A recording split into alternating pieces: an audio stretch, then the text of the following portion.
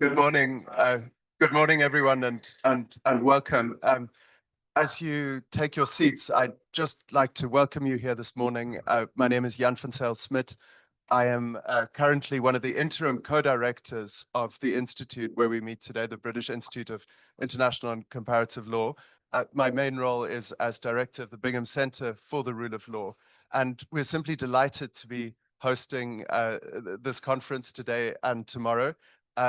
It's not my role either to speak on the themes or really to give you the daily breakdown, which you'll have shortly from the two co-conveners.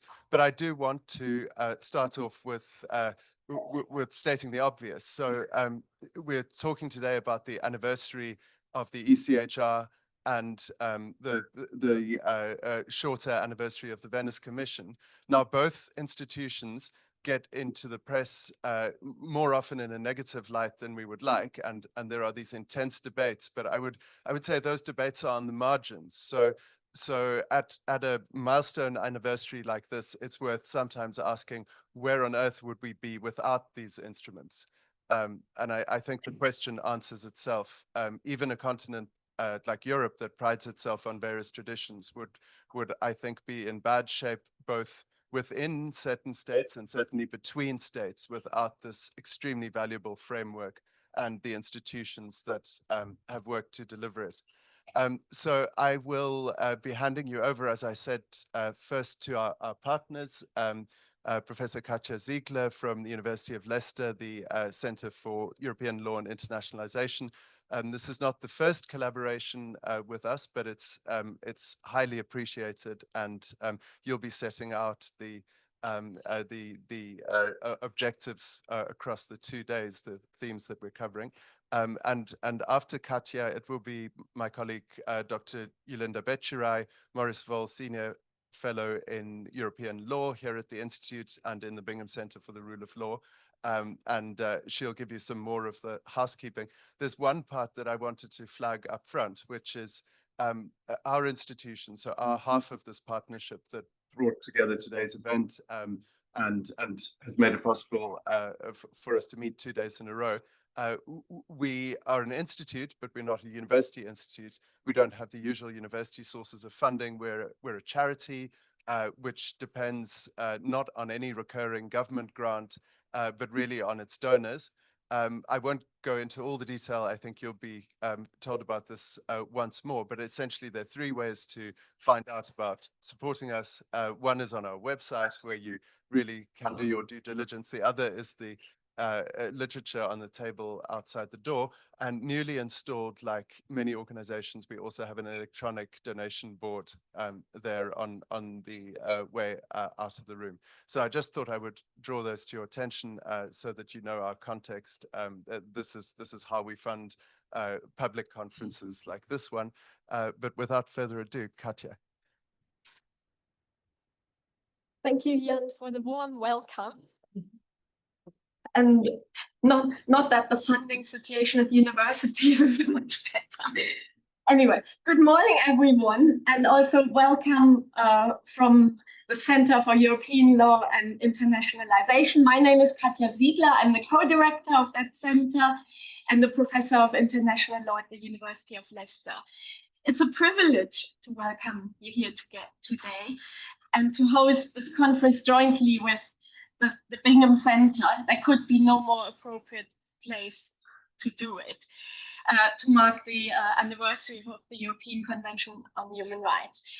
The European Convention on Human Rights has not only shaped our legal landscape, the legal landscape of our continent, but also our understanding of who we are, who we aspire to be, in community with one another and shared humanity. When the convention was drafted, Europe was emerging from the darkest chapters of its modern history. And of course, you can tell I'm also speaking as a German who has a particular burden to bear here. Its drafters understood, not least from the experience with the League of Nations, that peace is not built and not secured by treaties alone. The extreme horrors of genocide, persecution, and all-out war turned the focus from states to people, to persons, individuals, leading to a shared commitment to protect the dignity and freedom of every person. The convention was born not only in response to extremes, the horrors of genocide and war, it recognizes that these extremes were possible as a culmination of a process of gradual dehumanization. And I've recently visited Krakow and the Krakow ghetto and how it progressed to there and from there is a stark reminder of this.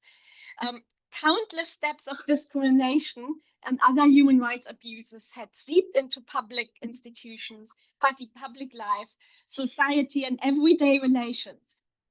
They diminished human dignity long before and paved the way for the most extreme abuses and horrors that were to come.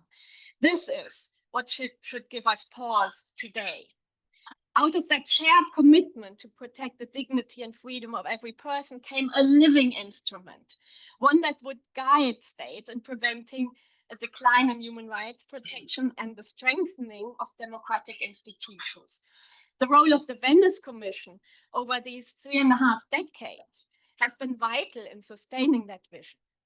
Through constitutional advice, dialogue with governments, and as an advocate for the rule of law, the Commission has served as a guardian of principles that cannot be taken for granted. Its work has provided a compass to states in navigating moments of transition, uncertainty, or strain, reminding us that constitutional commitments must remain resilient, even in times of political difficulty. And of course, there's a triad of anniversaries. There's also the 25th anniversary of the youngster of the Human Rights Act, but we focus in this conference mainly on the European dimensions, but of course to note. But anniversaries, speaking of those, are not only moments of celebration, they're also moments of reflection, especially at 75. We gather at a time when the values of the convention face new pressures. We see challenges to judicial authority, to democratic participation, and to the very notion that rights belong to all. These pressures are not abstract. They are lived in courtrooms, in public debate, the media, and in everyday experiences of individuals who may not have a voice or a quiet voice. It's precisely in such times that the convention becomes most important. It reminds us that the rule of law is not simply an institutional architecture, but a culture. It reminds us that human rights are not obstacles to government, but the conditions for legitimate and enduring government and governance. It reminds us also that the convention project is not complete. It is continually renewed by our choices.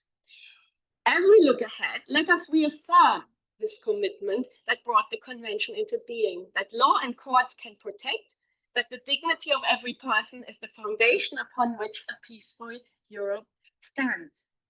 At the same time, we need to also cultivate a wider consensus that the convention protections are still vital for any democratic government and society to make our constitutional systems resilient.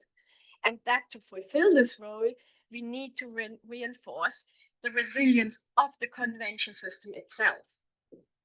This conference will steer us to discuss these issues. That's so far my introduction, but I'd like to acknowledge very much that such an event as today's is a team effort. And I would like to thank first and foremost all of the speakers who have been so willingly giving their time. And thank you very much for all of you who are here with us over the next couple of days. I'd also like, of course, we thank the Bingham Center for hosting us here in London, and my colleagues at Leicester and at the Bingham Center for all their work and efforts in preparing this conference. In particular, Professor Ed Bates, Dr. Mai Sethi, back there, and Julinda Beqiraj, I'm sorry for the mispronounced, at the Bingham Center. And Liam Strachan, who's around the room, and Kamel Brown, who you may have seen, who are the spirits who make all the logistics run smoothly here. I would also like to acknowledge the funding from the Arts and Humanities Research Council on the grant I've been holding, a policy fellowship with the Foreign Commonwealth and Development Office. This event, frankly, would not have been possible without this funding. So without further ado, I wish you a stimulating and productive conference. And I'm handing over now to Julinda to say a few further words. And thank you very much and welcome again.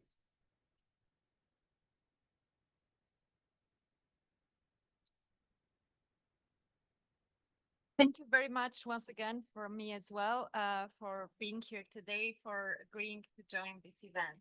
First, a couple of logistical notes, information. You might have seen around, there are posters. They have been kindly shared by the Venice Commission, have been produced specifically on the occasion of the anniversary.